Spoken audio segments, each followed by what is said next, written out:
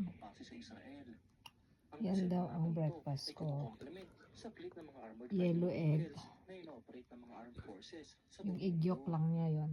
Tapos, ano, ayaw ko anong Ano? Ayun o. Huwag daw tingnan yung panlabas na. Ang bad niya. Pamakain niya sa akin yan. Ang bad.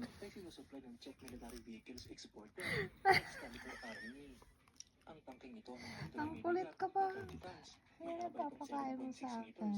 Panlabas na anyo lang daw yan. Huwag daw titingnan yung panlabas na anyo kasi sa loob daw niyan maganda.